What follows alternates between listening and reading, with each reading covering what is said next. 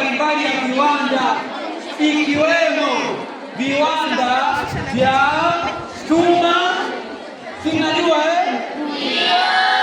mfano hata hapa Afrika Mashariki sehemu maarufu kabisa katika masuala ya ufuaji wa vyuma tunasema ni wapi?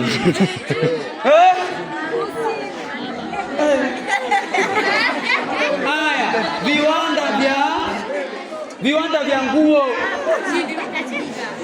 Sasa hizo nguo bwana, ila hazikuwa kama hizi tunazoziona leo, lakini tulikuwa at least tuna viwanda, lakini pia tulikuwa na viwanda vya masuala ya chumvi, tulikuwa na viwanda vyetu ambavyo tunatumia mikono kama vile masuala ya ufinyanzi, ususi.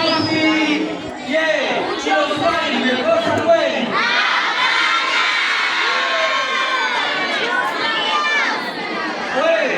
Kwa hiyo tunakubaliana kwa mtihani ukirudi chini ya 68 kilo, ndio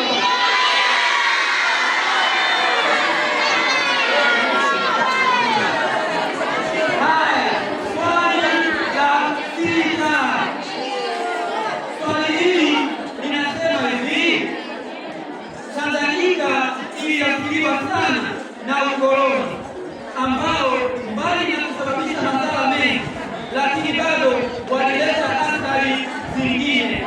Onesha namna ambavyo ukoloni ulileta changamoto katika ujenzi wa maadili. Tumia hoja 5. Hapa tunakwenda kuelezea athari za ukoloni zipo katika namna tofauti. Zimetuathiri katika masuala ya kiuchumi, kisiasa na hata kijamii, lakini leo tunaenda kuzungumzia katika upande wa maadili. Hapa tunazungumzia ukoloni ni vile vitu ambavyo walikuja wenye Afrika tunavyo, wao wakaviona havina maana. 98% ya mambo ambayo tulikuwa tukiyafanya wao waliyaona kama vile hayatakiwi kuendelezwa. Ndio maana tukaletewa dini na hata ule utamaduni wetu.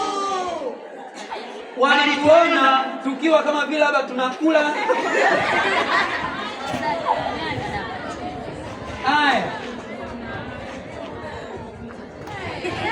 Haya, tunaendelea.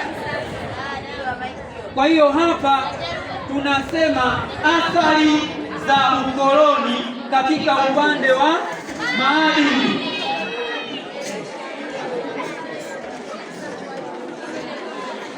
Hili swali, kwani hili swali si la form 1?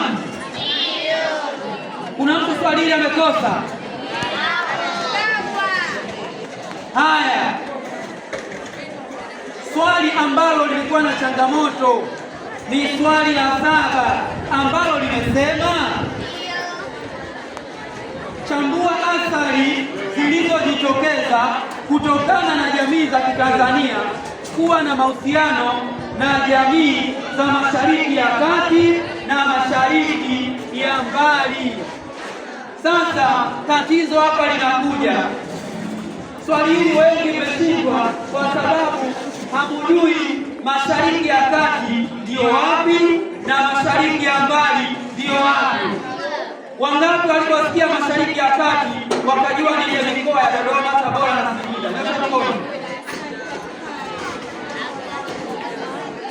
Kwa hiyo kumbe hili swali lilikuwa linataka athari.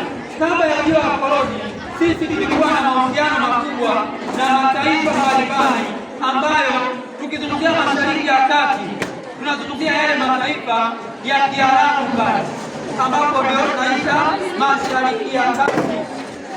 Lakini tukizungumzia Mashariki ya Mbali tunazungumzia mataifa kama vile India na China.